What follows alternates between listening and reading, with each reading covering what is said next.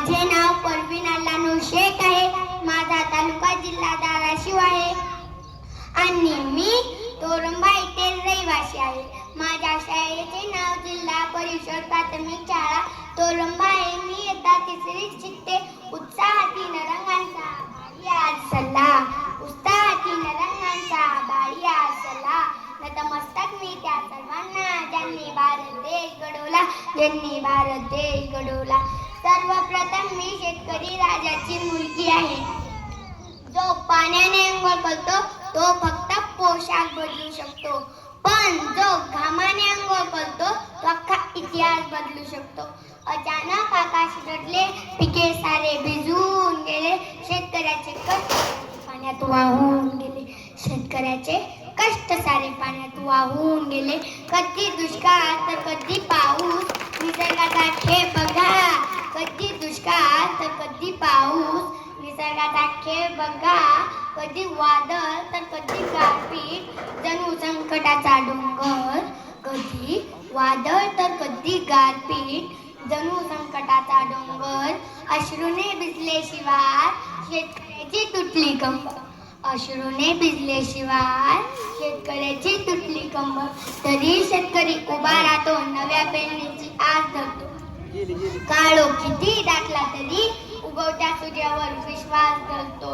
आज 15 ऑगस्ट आहे. सर्वप्रथम तुम्हा सर्वांना स्वातंत्र्य दिनाच्या खूप खूप शुभेच्छा.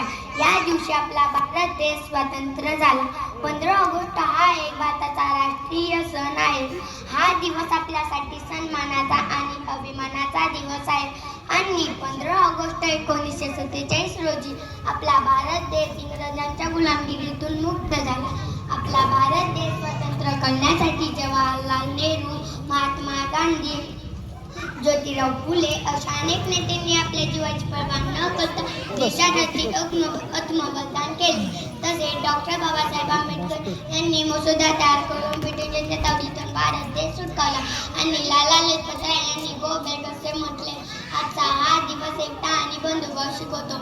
म्हणूनच म्हणते विविधतेत एकता आहे आमची शान, विविधतेत एकता आहे आमची शान. म्हणूनच आहे माझा भारत देश महान, म्हणूनच आहे माझा भारत देश महान. भारत की आन है तिरंगा, भारत की शान है तिरंगा, भारत का सम्मान है तिरंगा. 3 रंगों का प्यारा तिरंगा, पूरे जहां में लहराया तिरंगा. शहीदों का कफन है तिरंगा, हर भारतीय की जान है तिरंगा. बोलो भारत माता की जय, भारत माता की जय. वंदे वंदे, जय जवान जय किसान.